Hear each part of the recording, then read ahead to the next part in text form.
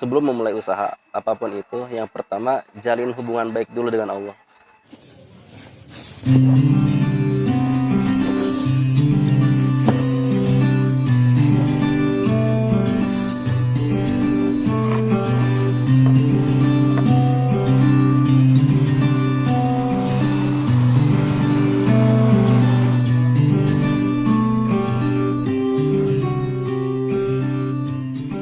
Awal berdiri tahun 2017 ya, diawali di salah satu kuliner Sukabumi.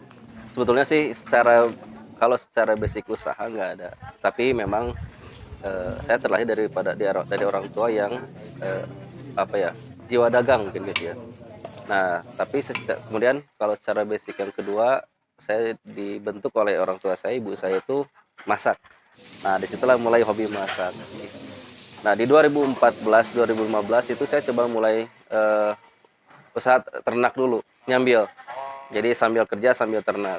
Di 2016 saya jualan bubur sumsum terlebih dahulu. Nah, bubur sumsum pelangi dulu. Bubur sumsum pelangi itu di bulan Ramadan saja sama infus motor.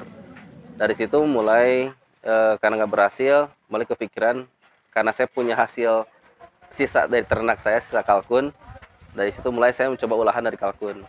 Nah, dari kalkun mulai beranjak ke bebek, dari bebek ke ayam kampung sampai sekarang ke puyuh. Kurang lebih sulit. Hal tersulit yang paling terasa adalah mental sih. Ya, godaan karena nggak mudah ya, apalagi ketika saya proses mengawali, yang paling di awal itu gengsi. Itu gengsi yang pertama tuh. Baru setelah itu, setelah gengsi, berhadapan dengan realita di lapangan. Contoh ketika di Wiskol yang di salah satu diskomi itu di Selamat Serba, itu saya sempat diusir oleh pedagang lain karena apa ya, dengan sama-sama, nah salah satunya itu karena sama-sama beliau mie, saya pun mie gitu. Nah, akhirnya kita mengalah, udah kita tinggalkan. Kemudian setelah pindah satu tempat pun itu nggak mudah juga. Kenapa? Karena istri sempat tertipu, kemudian kita sempat difitnah. Nah, akhirnya daripada menjadi beban pikiran kita, akhirnya kita ngalah. Saya pengen bikin mie yang rasanya tuh bervariasi. Yang keduanya, ayamnya tuh nggak dicincang-cincang, tapi utuh. Tapi kayak porsi. Nah, akhirnya kepikiran kalau misalkan ayam utuh dalam satu porsi nggak mungkin, pasti terlalu besar. Akhirnya saya cari yang lebih kecil. Sempat ayam yang berapa ons itu, yang biasa disebut ayam Padang. Cuman terlalu kebesaran juga. Akhirnya sempat nyari burung dara, karena susah nggak jadi. Nah, mulailah kepikiran kayaknya puyuh nih cocok gitu. Barulah di situ mulai dieksekusi. Meskipun dengan perjalanan nggak mudah, karena puyuh ini unik. Cara ngolahnya pun nggak kayak ayam. Diolah langsung pun enak. Puyuh tuh nggak bisa. Ada proses khusus, iya. Ada perlakuannya. Terlebih kalau misalnya puyuhnya jantan dengan betina itu beda perlakuan. Mayoritas para pelanggan yang datang ke sini itu mereka yang belum pernah makan puyuh sekalipun. Itu yang jadi kebanggaan sendiri. Ya, mereka belum pernah makan puyuh sekalipun datang ke sini nyoba puyuh, oh gini loh rasanya puyuh gitu. Nah, itu yang pertama. Yang kedua, karena rasanya itu bervariasi. Ada orang yang cenderungnya asin, maka pilih kuahnya yang asin. Ada pilihan kuah, ada 14 pilihan kuah, itu bervariasi. Ada orang kecenderungannya asam, maka ada kuah lemon misalnya gitu. Atau yang lebih senang pedas, bisa kuah merah atau ditambah level boleh gitu. Harga insya Allah kita memang middle low sih ya. Kita memang lebih cenderung mengambil kelas menengah ke bawah lah, ya ke atas. Makanya di harga 25.000 per porsi. Nanti tinggal pilih toppingnya apa. Topping utamanya di situ ada puyuh. Nggak cuma puyuh aja sih ya. Ada puyuh, ada udang tempura, ada cumi tempura, kemudian ada ayam karage, ayam panggang, sapi, kemudian ada jumur enoki juga. Nah, untuk pilihan kuahnya ada 14 kuah. Tinggal pilih, jadi setelah pilih topping utama, tinggal pilih rasanya apa kuahnya. Untuk saat ini kita buka dari jam 10 sampai jam 8 malam. Kita sudah tersedia di GrabFood sama di Gojek atau di GoFood. Insya Allah di Shopee Food juga kita sudah mulai. Dalam usaha itu ada orang yang dia punya uang tapi bingung usaha apa. Ada yang punya usaha tapi bingung uang gitu. Nah, sebetulnya bisa dikolaborasikan. Kalau di dalam Islam ada namanya syirkah. Nah, saya mengajak teman-teman yang memang dia punya uang, kemudian tidak mau ribet dalam usaha atau ingin menjadikan usaha sampingan, nah bisa kerjasama dengan kita Mipuya Baodik dengan sistem syirkah kerjasama. Nanti kita yang kelola dari awal sampai akhir. Jadi investor ini tinggal terima jadi gitu, insya Allah. Nanti bisa langsung datang untuk konsum. Boleh online, boleh misalnya di Instagram kami itu di @miabahodik, miabahodik, atau di fanpage kita Mipuya Baodik. Itu boleh. Nanti bisa dihubungi admin, bisa janjian dulu boleh. Ya. Kalau saran saya sih, yang pertama sebelum memulai usaha apapun itu, yang pertama jalin hubungan baik dulu dengan Allah. Kenapa? Karena nanti kita akan eh, apa ya? Karena ini nanti berhubungan dengan rezeki. Nah, yang maha memberi rezeki itu Allah. Makanya hubungan baik dulu dengan Allah itu dibangun dulu. Otomatis kalau misalnya kita takwa sama Allah, pasrah sama Allah, yakin sama Allah, pasti Allah kasih. Meskipun nanti pada akhirnya apakah usaha kita ini sesuai yang Allah ridho atau enggak. Nah, makanya kalau saran saya nanti ketika usaha, minta sama Allah, ya Allah, apakah usaha ini baik untuk saya atau enggak.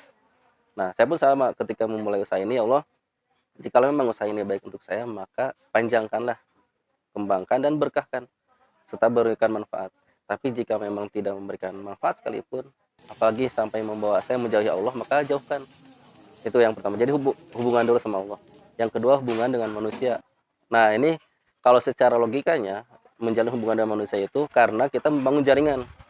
Ya, otomatis ketika kita punya kenalan banyak, mereka akan berdatangan, bisa jadi membantu promosi. Nah itu. Kemudian yang ketiganya, mulai action. Jangan dulu nunggu, aduh apa ya, nggak ada modal. Tunggu. Apalagi kalau sudah punya ide. Kalau sudah punya ide, segera eksekusi. Kalau memang kita punya ide yang bagus, unik, maka tawarkan ke orang. Ada nggak yang mau jadi pemodal? Nah, jaga amanah itu kalau sudah mendapatkan. Nah, itu sejauh ini memang saya pun tidak menyangka bisa sampai sejauh ini. Karena kesuksesan itu memang rahasia Allah ya. Itu mah benar-benar hadiah dari Allah. Kalau saya sendiri berpendapat dengan perjalanan sukses ini, sebetulnya belum sukses sebetulnya karena masih banyak hal yang belum tercapai. Tapi sampai sejauh ini pun saya sangat bersyukur karena jauh di luar dugaan. Nah, apa yang membuat saya berpendapat bahwa pendapat saya tentang kesuksesan ini karena Allah ridho mungkin. Itu yang pertama. Kalau bisa jadi gini, kan ada dua hal. Ketika Allah memberikan kenikmatan, bisa jadi dua hal. Yang pertama bisa jadi memang Allah ridho, atau yang kedua istidraj. Dan saya khawatir memang istidraj yaitu kalau Sundanya disungkun gitu ya. Ya udah Allah kasih tapi benar-benar dibiarkan, itu yang khawatir. Nah, itu yang saya yakin mudah-mudahan Allah ridho dengan perjalanan ini. Karena memang target saya pun bukan hanya semata-mata uang. Karena satu hari nanti saya ingin usaha ini tidak hanya diwariskan tapi diwakafkan gitu. Nanti untuk bermanfaatan umat silahkan dimanfaatkan gitu. Itu yang paling utama sih yang saya rasakan. Mayoritas di usaha itu kalau ingin usahanya lancar pasti sedekahnya harus gila. Tapi jangan juga kita menjadikan sedekah ini ajang supaya usaha kita luar biasa, enggak. Yang paling utama memang tetap niatnya lillahi ta'ala. Tapi tetap meminta juga sama Allah, ya Allah berkahkan usaha ini. Nah, itu.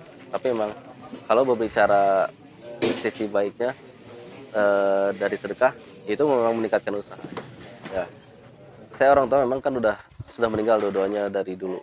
Cuman ada satu hal yang membuat saya yakin, itu doa ibu pasti. Ibu dulu sering sambil megang ubun-ubun saya, kepala saya, bahasa Sundanya mah gini, sing gede milikna, sing jembar rezekina. Nah, seperti itulah kurang lebih doa-doanya. Nah, saya berprasangka baik bahwa ini pasti salah satunya adalah keriduan ibu waktu itu. Kalau saran saya sih untuk teman-teman, usaha itu tidak hanya semata-mata uang. Kalau kita hanya berfokus pada uang, maka segala cara bisa jadi akan dihalalkan.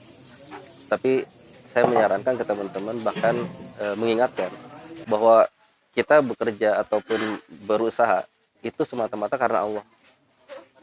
Harus karena Allah dulu. Nah, ketika karena Allah, maka segala hal itu akan kita perhatikan. Apakah halal, haram. Nah, ini nanti level tingkatan keduanya atau hal keduanya itu teman-teman setelah karena Allah, maka perhatikanlah halal haram.